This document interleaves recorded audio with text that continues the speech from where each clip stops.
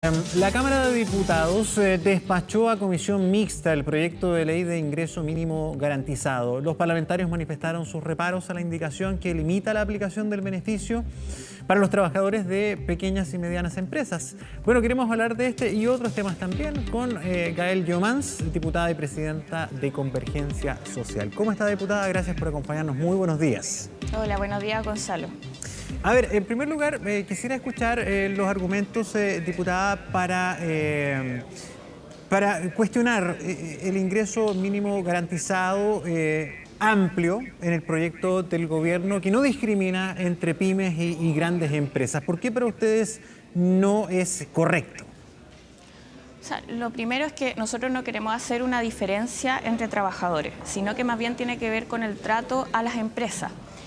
Por eso hicimos esa distinción en primer término acá en la Cámara de Diputados, en la Comisión de Trabajo y luego en la sesión en la sala, en donde la mayoría de los diputados en esa oportunidad estuvo de acuerdo con diferenciar, porque la verdad es que creemos que acá lo que debería pasar es tener una política integral en materia de salario mínimo y subir el salario mínimo actual, por lo menos tener como objetivo el alcanzar, superar la línea de la pobreza.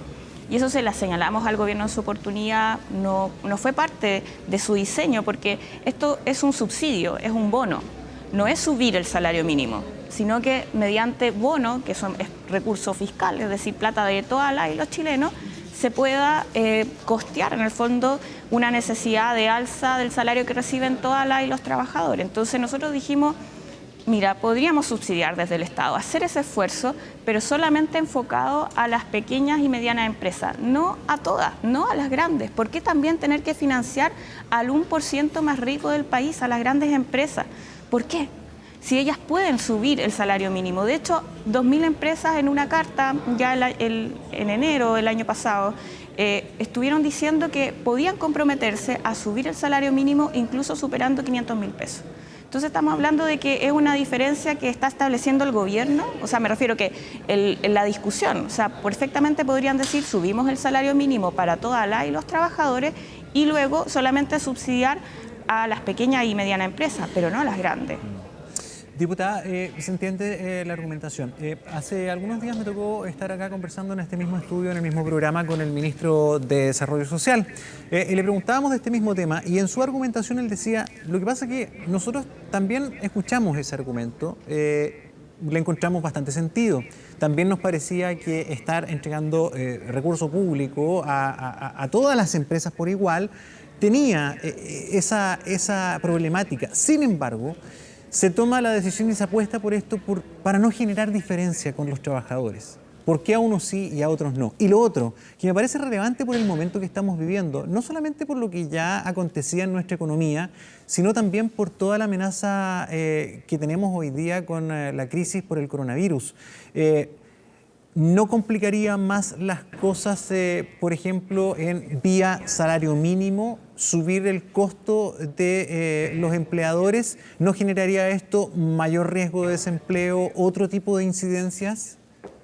Mira, sobre la primera pregunta, o sea, respecto al argumento del ministro, nosotros creemos que hay mecanismos para no diferenciar entre trabajadores.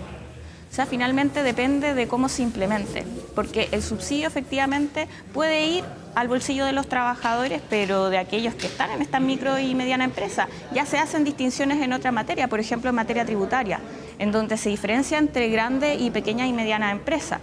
El tema es que acá no se hizo ni siquiera el esfuerzo de buscar ese mecanismo. Y eso es lo que pretendemos hacer en la comisión mixta, el poder ahondar en este tema, buscar métodos y efectivamente poder llegar a una política que, claro, nadie quiere discriminar entre un trabajador y otro, pero el tema es que no podemos, por ese argumento, el tener que subsidiar a empresas que sí pueden subir el salario mínimo. ¿Cuál es un mecanismo que a usted se le ocurre como una alternativa? Por ejemplo, en esta discusión que ustedes quieren plantear, ¿cuál sería la vía para encontrar un justo medio en esta solución? O sea, ahí lo estamos conversando, todavía estamos en tratativas entre los parlamentarios, las parlamentarias, aún está en conversación. Nosotros esperamos sesionar el día lunes en la comisión mixta y ahí ya llegar con propuestas un poco más zanjadas. Pero por ejemplo, ahora, me imagino que hay ideas, porque si están pidiendo discutirlo es porque hay alguna idea. ¿Nos puede dar alguna para entender un poco también la argumentación? O sea, lo que nosotros preferiríamos es que la forma en que se realice la distinción sea parecida a cómo se está tratando en otras temáticas. O sea, por ejemplo, en el proyecto de ley de reducción de jornada a 40 horas se hace la distinción en el mismo proyecto. Entonces se establece que aquellos trabajadores que están en pequeñas y medianas empresas se va a ver una gradualidad en la reducción de jornada laboral. Entonces, hay métodos, hay formas también de poder conversar esto y creemos que eso es lo que tenemos que ir explorando, me refiero en términos legislativos más bien. Sí, eso en términos de horas laborales, pero por ejemplo cuando estás hablando de un incremento de remuneración inmediato, ¿cómo lo puedes hacer para también no frenar una inyección que va a ir directo al bolsillo de la gente? O sea, independiente si tú estás de acuerdo o no, si es el mejor mecanismo, porque lo perfecto tampoco es posible. Pero en el fondo tú le estás entregando un monto de 40.000 pesos o hasta casi 60.000 pesos a los trabajadores de manera inmediata, e incluso estás permitiendo que el sueldo líquido sea realmente desde los 300.000 pesos para todos los trabajadores. Entonces, ¿cómo se puede hacer ahí? O sea, yo creo que tiene que ir de la mano y por eso a lo mejor no es solamente discutir sobre el ingreso mínimo, sino sobre la política del salario. Porque igual este es un incremento que solamente va a ir hasta el 2023 según el proyecto de ley y eso ya fue aprobado. Entonces tiene un plazo de tiempo bien acotado. Y por lo tanto, cuando no se habla de salario mínimo, a la vez que se está hablando de este subsidio, se produce, yo diría, un vacío en esta materia. Y es por eso que a mí me parece oportuno el que mientras estemos discutiendo sobre este proyecto de ley en particular, sobre el ingreso y este subsidio, podamos también discutir sobre la política más bien del salario mínimo, adelantar, por ejemplo, la negociación sobre salario mínimo, generar una mesa de trabajo entre trabajadores, también empresarios y, ¿por qué no también decirlo, entre el mundo político, tanto representado en el Congreso como en el Gobierno? Yo diría que ese tipo de mecanismos que todavía al menos no hay luces por parte del Gobierno respecto a eso, podrían también ir encaminando una discusión que, aunque estamos haciéndola a propósito de este proyecto del ingreso mínimo, es necesaria. Diputada, la quiero llevar a otros temas. Ayer usted también fue en parte, ¿verdad?, la que participó en esa entrega. Ustedes han solicitado ayuda internacional, a organismos internacionales, para que se protejan los derechos humanos en el país, porque a juicio del sector se están transgrediendo de manera más que frecuente. ¿A qué instancias se está recurriendo en la práctica esto? ¿Qué consecuencia puede tener o cuál es el objetivo real? Mira, la verdad es que, bueno, por eso mismo estoy media afectada también. Nosotros estuvimos en una comisión de seguridad escuchando al director general Rosa respecto a la situación de vulneración de derechos humanos que están viviendo las personas por decir su opinión. Y la verdad es que ya a esta instancia en donde nosotros desde el Frente Amplio también hemos presentado querella, hemos presentado acusaciones constitucionales, hemos también interpelado, o sea, ya de verdad que los mecanismos en esta materia lo hemos ido agotando. Entonces, es por eso que estamos acudiendo también a instancias internacionales, porque creemos que tenemos que agotar todas las instancias, todos los recursos para que cese la violación a derechos humanos en Chile. Es una protección mínima de nuestra democracia. Ese es en realidad el sentido de poder solicitar ayuda, colaboración, para que se tomen y se activen las medidas de protección en materia internacional. ¿Qué medidas podrían activarse para entender bien lo que se busca? Porque, por ejemplo, en materia de organismos internacionales hemos tenido visitas de comitivas de distintas organizaciones internacionales dedicadas a los derechos humanos que han venido y como en una buena democracia quizá le ha abierto las puertas y han podido desarrollar su trabajo y han presentado sendos informes en torno al tema, bastante críticos, por cierto. Más allá de eso, ¿qué herramientas tiene y a qué miembros de la comunidad internacional en esta materia se ha llamado? Bueno, enviamos en realidad la carta a distintos organismos, entre ellos está también el fiscal de la Corte Penal Internacional. O sea, creemos que hay que agotar todas las instancias. También hemos enviado a la Comunidad Europea, a la Unión Europea, al Parlamento de la Unión Europea y a distintos organismos, incluso más bien de carácter incluso diplomático, porque creemos que acá también la opinión internacional, como hemos visto en otras situaciones también de vulneración a derechos humanos en los países, importa. y genera también un incentivo para que pueda cesar la violación a derechos humanos, al menos en nuestro país. Yo sé que esto no ha sido solamente reducido o está en conocimiento de nuestro país, sino que también a nivel internacional.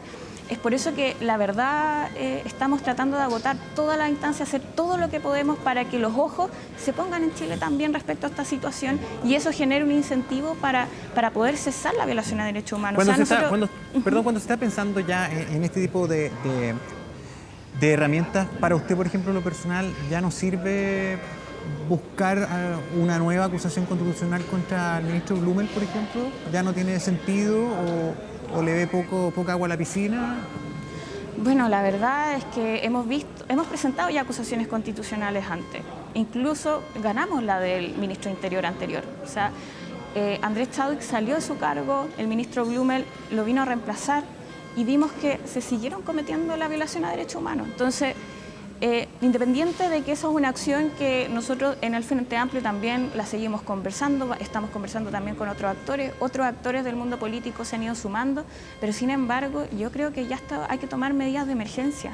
Esto ya es una situación crítica en Chile y claro, como bien decías tú, también organismos internacionales lo han señalado en sus mismos informes. Entonces, nosotros como autoridades, como representantes políticos, tenemos que hacer y agotar todo nuestro esfuerzo, todas las medidas que tenemos. Si son las acusaciones constitucionales que ya hemos presentado y efectivamente hubieran tenido un efecto inmediato en la violación a derechos humanos, bueno, son las herramientas, pero hasta ahora la verdad es que hemos presentado todo.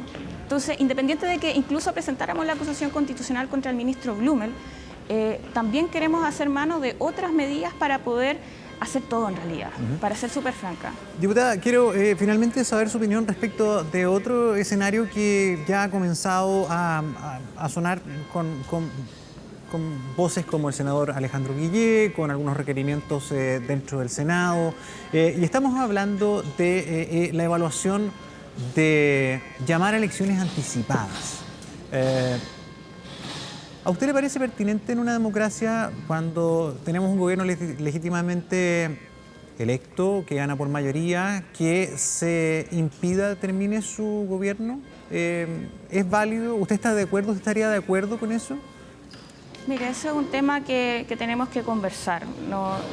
Pero usted en lo personal, ¿cuál es su visión honestamente para conocer qué piensa Gael Yeomans, la diputada, en torno a este tema? ¿A usted le parece democrático? ¿A usted le parece bien? ¿Usted estaría dispuesta a aprobar algo así? Mira, la verdad es que yo esperaría que no tuviéramos que llegar a esa instancia, para ser muy sincera. O sea, yo creo que independiente de que uno pueda tener diferencias con un gobierno, yo esperaría que en un gobierno se respetaran los derechos humanos, que en un gobierno tuviera una acción activa en esa materia.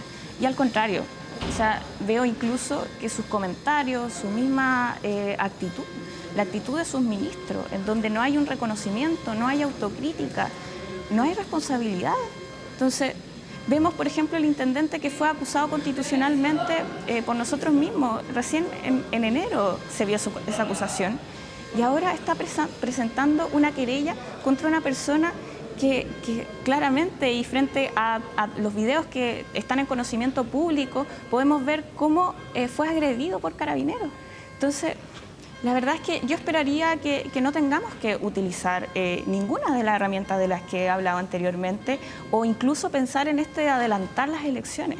Yo esperaría que no, pero uno ve cómo están sucediendo las cosas y yo, la verdad, por eso mismo nosotros estamos emprendiendo distintas medidas. No solamente hemos anunciado esta acusación que estamos evaluando contra el ministro Blumel, sino que también medidas internacionales, sobre todo porque tenemos un objetivo y el objetivo no tiene que ver con la situación de los cargos de representación, sino que con la situación de vulneración a derechos humanos que está ocurriendo en nuestro país. Eso es nuestro motivo principal, que la democracia se respete, que la opinión de las personas se respete, que las personas puedan libremente expresarse. Ese es nuestro motivo fundamental para todas las acciones que estamos emprendiendo. Bien, diputada, muchísimas gracias por acompañarnos. Que tenga un buen día. Muchas gracias, que estés bien, Gonzalo. Igual.